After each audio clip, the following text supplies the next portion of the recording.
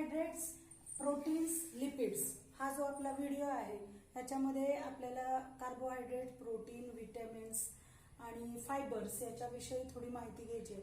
कारण हे जे सोर्सेस आहेत हे आपल्याला एनर्जी कशा कशामधून मिळते हे आपल्याला पाहिजे. म्हणजे एटीपी आपण मगाच्या व्हिडिओमध्ये पाहिलेलंच आहे. एटीपी मीन्स व्हॉट, तर ॲडिनोसिन ट्राय फॉस्फेट. तर याच्यामध्ये आपल्याला कार्बोहायड्रेटचे सोर्सेस कुठले आहेत, तर पोटॅटो, स्वीट पोटॅटो, सिरियल्स म्हणजे काय, तर धान्य, त्याच्यामध्ये सगळे आले, गहू, ज्वारी वगैरे, फ्रुट्स, त्याचबरोबर जॅगरी म्हणजे गूळ. तर हे जे कार्बोहायड्रेट्स आहेत त्याच्यामधून आपल्याला काय मिळते, तर एनर्जी मिळते. आता ह्या कार्बोहायड्रेट्स मधून कशा पद्धतीने आपल्याला एनर्जी मिळते ते आपण सुरुवातीला बघूया. कार्बोहायड्रेट जे आहेत ते आपल्या शरीरामध्ये एंट्री केल्यानंतर किंवा शिरल्यानंतर काय घडतं, ब्रेकडाऊन इनटू ग्लुकोज. त्याचं रूपांतर कशामध्ये पहिल्यांदा घडतं, तर ग्लुकोजमध्ये त्याचं रूपांतर होतं.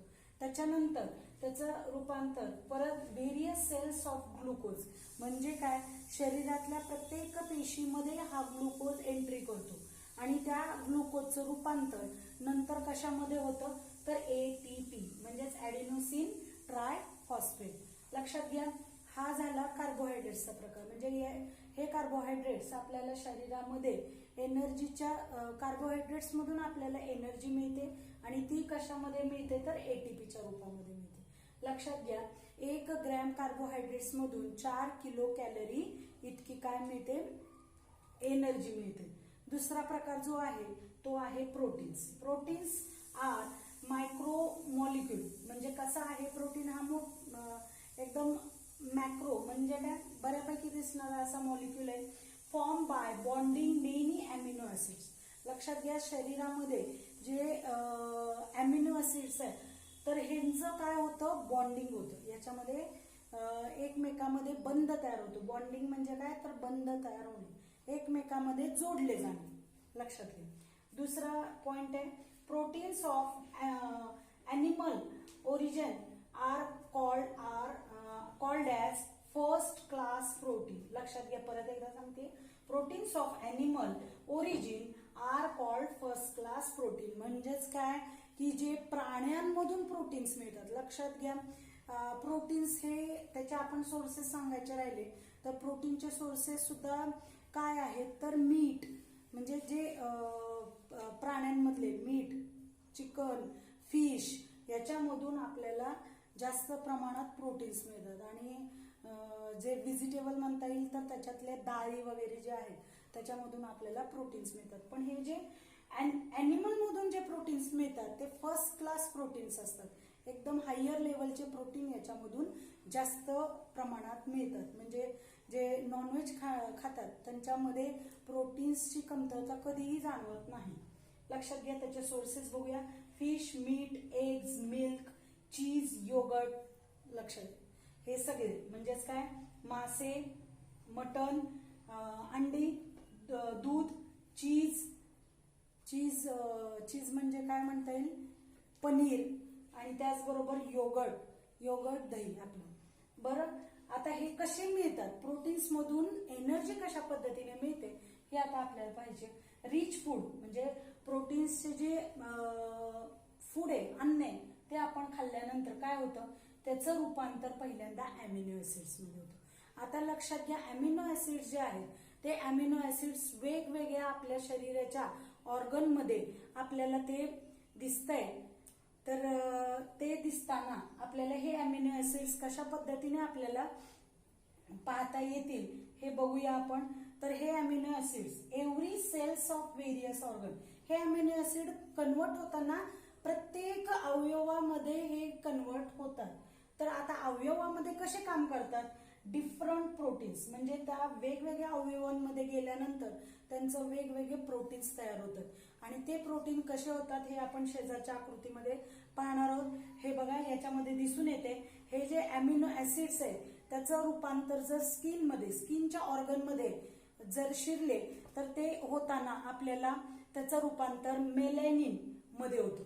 लक्षात येते, मेलॅनिन स्किन मध्ये शिरल्यानंतर मेलॅनिन मध्ये होतं. तर ब्लड मध्ये शिरल्यानंतर त्याचं रूपांतर हिमोग्लोबिन मध्ये होतं. दुसरा जो तिसरा पार्ट आहे तो जो आहे तो म्हणजे मसल्स मध्ये शिरल्यानंतर त्याचं रूपांतर ऍक्टिन अँड मायसिन फ्लेक्झिबल प्रोटीन याच्यामध्ये ह्याचं कन्वर्ट होतंय. लक्षात घ्या, मी काय परत एकदा सांगते की हे अमिनो ऍसिड्स जर मसल्स मध्ये शिरले, मसल म्हणजे स्नायूमध्ये शिरले, तर त्याचं रूपांतर ऍक्टिन अँड मायसिन फ्लेक्झिबल प्रोटीन मध्ये होतं. लक्षात येते. आता हा जर पिट्युटरी ग्लँड मध्ये गेल्यानंतर त्याच्यामध्ये काय म्हणता येईल, पित्ताशयाचे जे ग्रंथी असतात त्याला पिट्युटरी ग्लँड्स असं म्हणतात. हे पिट्युटरी ग्लँड्स मध्ये गेल्यानंतर त्याचे व्हेरियस हार्मोन्स असे तयार होतात, वेगवेगळ्या प्रकारचे हार्मोन्स त्याच्यामध्ये बनतात. दुसरा आहे पॅनक्रीज मध्ये शिरल्यानंतर त्याचं रूपांतर इन्शुलिन मध्ये होतं. लक्षात घ्या. त्याचबरोबर सेल्स मध्ये ते शिरल्यानंतर त्याच्यामध्ये सेल्स मध्ये निर्माण होणारे जे व्हेरियस प्रोटीन्स तयार होतात वेगवेगळ्या प्रकारचे त्याच्यामध्ये. आणि त्याचबरोबर बोन्स मध्ये गेल्यानंतर ऑसिलिन नावाचं जे प्रोटीन तयार होते. बोन्स मध्ये सुद्धा शिरल्यानंतर ऑसिलिन नावाचं प्रोटीन तयार होते. याचा अर्थ काय की हे प्रोटीन शरीराच्या वेगवेगळ्या अवयवांमध्ये शिरल्यावर त्याचे वेगवेगळ्या प्रकारचे प्रोटीन तयार करतात. वेगळे प्रत्येकाच्या शरीरातल्या भागामध्ये वेगवेगळ्या प्रकारचे प्रोटीन्स तयार होतात. लक्षात आलं. प्रोटीन सुद्धा असं आहे 1 ग्रॅम प्रोटीन पासून म्हणजे 1 ग्रॅम प्रोटीन पासून 4 किलो कॅलरीज इतकंच एनर्जी आपल्याला मिळते. लक्षात घ्या. पुढचा भाग जो आहे तो आहे लिपिड्स आपल्याला पाहायला गेलं तर लिपिड्सचे सोर्सेस म्हणजे काय, तर लिपिड हा बटर, व्हेजिटेबल ऑइल आणि कोलेस्ट्रॉल याच्यापासून आपल्याला लिपिड्स मिळतात. म्हणजेच काय, आपण काय म्हणू शकतो की जे तेलकट पदार्थ आहेत त्या तेलकट पदार्थामधून आपल्याला हे लिपिड्स मिळतात. मेदजन्य पदार्थ म्हणता येईल. मेद ज्याच्यामधून चरबी जास्त प्रमाणात वाढते आपण म्हणतो, तर त्याला म्हणताय तेलकट अशा पदार्थांमधून लिपिड्स आपल्याला मिळतात. रिच फूड म्हणजेच काय, जे लिपिड्स रिच फूड जे आहेत लिपिड्सचे ते त्याच्यामधून कन्व्हर्जन शरीरामध्ये शिरल्यानंतर कशामध्ये कन्वर्ट होणार आहेत, तर फॅटी ऍसिड्स मध्ये. म्हणजेच मेदयुक्त ऍसिड, बरोबर, फॅटी ऍसिड्स. त्याचं रूपांतर कशामध्ये होत आहे, व्हेरियस पार्ट्स ऑफ बॉडी. आपल्याला हे फॅटी ऍसिड्स आपल्या शरीराच्या सगळ्या भागांना हे मिळवले जातात किंवा मिळाले जातात. आणि त्याचं रूपांतर नेसेसरी सबस्टन्स मध्ये म्हणजेच त्याला आवश्यक असणारी जी घटक आहेत त्याच्यामध्ये त्याचं रूपांतर होतं. वी गेट, याच्यात लक्षात घ्या, याच्यात थोडा बदल आहे. We get 9 kilo calorie energy per gram of lipids. 1 gram lipids मधून म्हणजे मेदामधून आपल्याला 9 किलो कॅलरी एनर्जी मिळते. लक्षात घ्या, ह्याच्यामधून एनर्जी जास्त मिळते तेवढंच त्याला जास्त फॅट्स वाढतात. लक्षात घ्या. त्याचबरोबर हा झाला लिपिड्सचा प्रकार. आपल्याला आता हे सगळं पाहिल्यानंतर म्हणजे ह्या सगळ्यांमधून आपल्याला एनर्जी मिळते. आपल्याला व्हिटॅमिनची खरी तर आवश्यकता नाहीये, त्याच्यामधून आपल्याला कुठल्याही प्रकारची तितकीशी एनर्जी मिळत नसली तरी सुद्धा त्याच्यामधून आपल्याला रोगाची प्रतिकारक क्षमता अशी तयार होते, जी आता गरज आहे. कोरोनामध्ये आपण सारखं म्हणतो की इम्युनिटी पाहिजे, इम्युनिटी वाढली पाहिजे. कोरोनाच्या जे पेशंट्स आहेत किंवा आपण नॉर्मल लोक, पण ती इम्युनिटी वाढवण्यासाठी आपल्याला व्हिटॅमिनची आवश्यकता आहे. व्हिटॅमिन्सचे किती प्रकार आहेत, तर 6 प्रकार आहेत. Vitamin A, vitamin B, vitamin C, vitamin D, vitamin E, vitamin K, असे 6 व्हिटॅमिन्सचे प्रकार आहेत आपल्याला.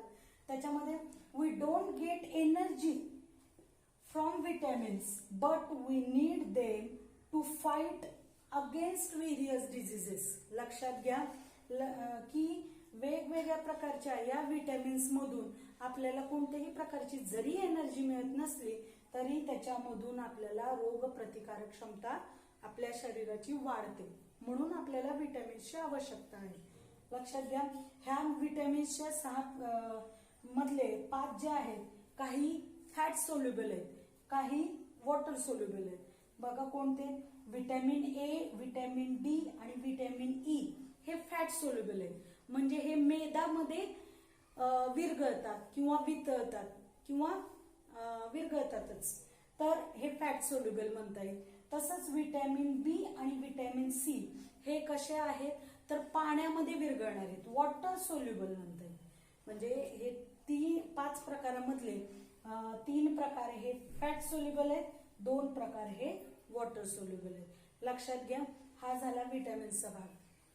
हा भाग आपल्याला म्हणजे लक्षात घ्या, आपल्याला एनर्जी कशा कशामधून मिळते तर कार्बोहायड्रेट्स, प्रोटीन्स, लिपिड्स आणि विटॅमिन्स. विटॅमिन्स म्हणणं कमतरता म्हणजे गरज नाही आहे पण असते, आणि फायबर्स जो भाग आपण थोडासा इथं पुरत नसल्यामुळे नेक्स्ट पार्टमध्ये पाहतो.